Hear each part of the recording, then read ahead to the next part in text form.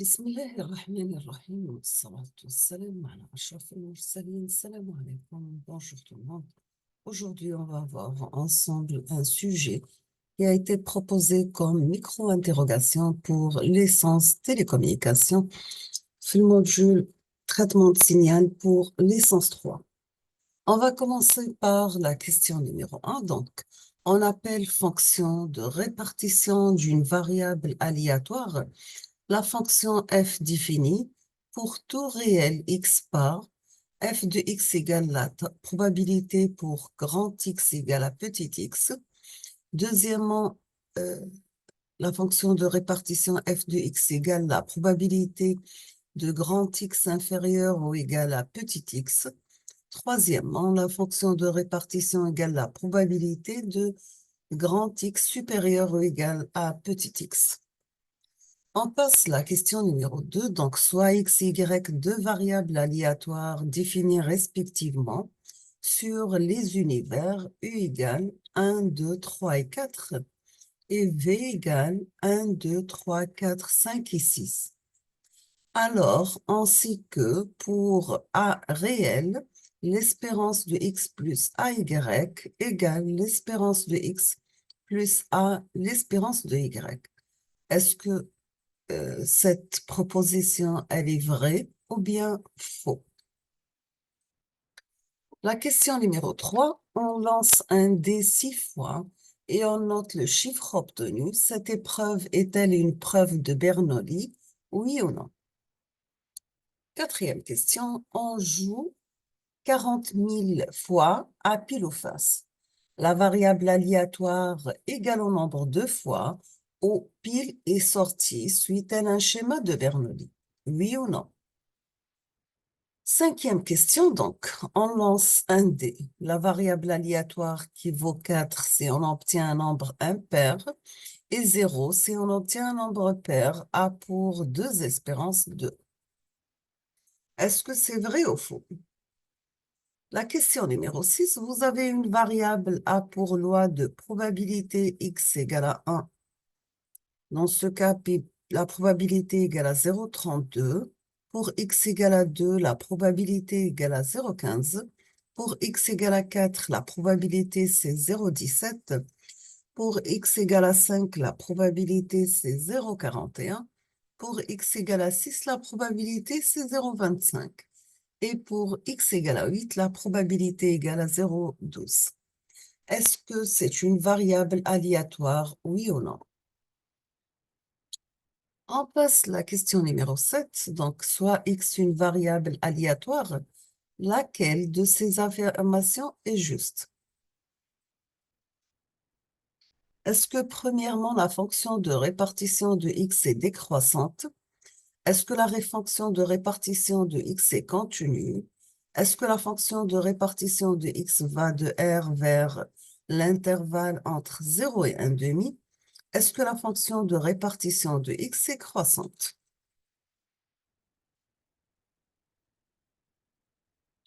La question numéro 8, vous avez que le nombre n de voitures vendues dans une succursale donnée définit une variable aléatoire grand N. On établit que grand N suit la loi suivante. Vous avez pour n égale à 0, la probabilité égale à 0,1. Pour n égale à 1, la probabilité égale à 0,4. Pour n égale à 2, la probabilité égale à 0,2. Pour n égale à 3, la probabilité égale à 0,2. Pour n égale à 4, la probabilité égale à x. Quelle est la valeur de l'inconnu x? Est-ce que x prend la valeur 0, ou bien la valeur 0,1, ou bien la valeur 0,12, ou bien 1? D'accord? Sachant toujours la loi de probabilité, il faut que la somme des probabilités égale à 1. Donc, vous avez ici 0,1 ou 0,4, c'est 0,5. 0,2, c'est 0,7. 0,2, c'est 0,9. Donc, automatiquement, la bonne réponse, ce sera 0,1. On lance un dé.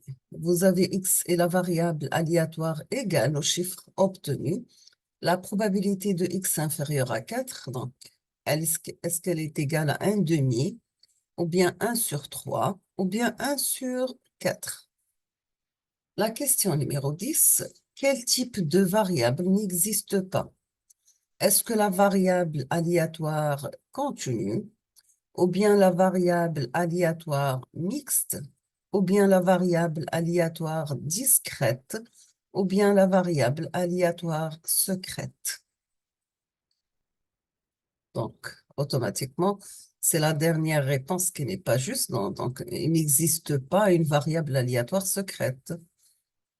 La question numéro 11, vous avez que la représentation sous forme de fonction en escalier, f de x inférieur ou égal à k, en fonction des valeurs de k se nomme, est-ce que c'est la loi de distribution, ou bien la loi de répartition, ou bien autre réponse?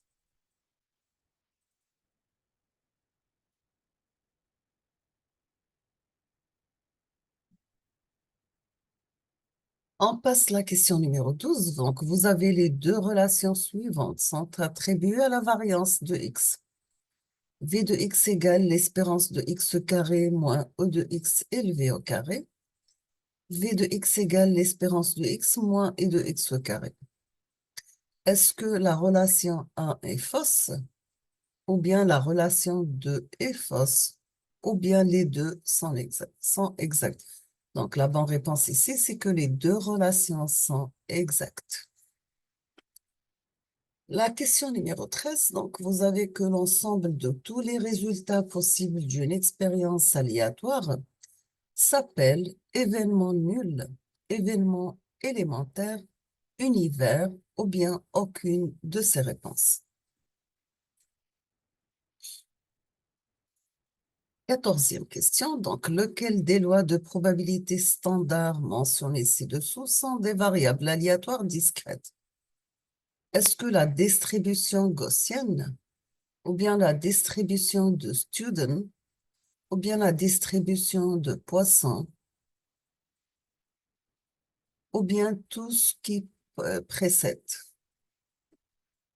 15e question, donc vous avez que la transformée de Fourier d'une constante, c'est une constante, ou bien la transformée de Fourier d'une constante est un échelon, ou bien la transformée de Fourier d'une constante, c'est une impulsion de Dirac, ou bien la transformée de Fourier d'une constante, c'est un imaginaire pur, ou bien la transformée de Fourier d'une constante est nulle. La question numéro 16, donc vous avez que la relation de Perceval porte sur le calcul de la puissance d'un signal. Deuxièmement, est-ce qu'elle permet le calcul d'une transformée de Fourier rapide? Donc c'est non. Ne s'applique pas aux signaux périodiques? Non. Non, pardon. Ne s'applique pas aux signaux non périodiques? Ou bien elle va déterminer la fréquence d'échantillonnage d'un signal. Donc la bonne réponse, c'est que la relation de Perceval porte sur le calcul de la puissance d'un signal. La question numéro 17, donc vous avez la fonction de transfert et la réponse fréquentielle d'un filtre analogique sont identiques. Pardon. Si vous avez la partie réelle de tous les pôles est nulle, la partie réelle de tous les zéros est nulle, la partie réelle de la variable P est nulle, la partie réelle de tous les pôles et tous les zéros est nulle. Vous avez un modulateur à M, modulation d'amplitude, c'est un système linéaire invariant dans le temps. Est-ce que c'est vrai ou bien c'est faux? Vous avez un système linéaire invariant dans le temps, donc système linéaire et invariant par translation, permet de nous donner à sa sortie des fréquences qui n'existent pas à son entrée. Donc, est-ce que c'est vrai ou faux? Donc, automatiquement, c'est faux. La question numéro 20 est la dernière question. Donc, vous avez la réponse fréquentielle du filtre dans la fonction de transfert h de p égale à 10 sur p plus 2g plus 3 multiplié par p moins 2g plus 3 multiplié par p plus 1 élevé au carré.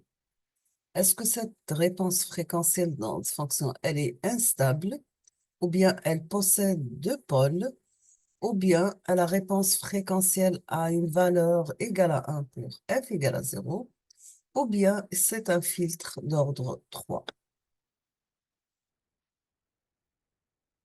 Nous sommes arrivés à la fin de ce sujet.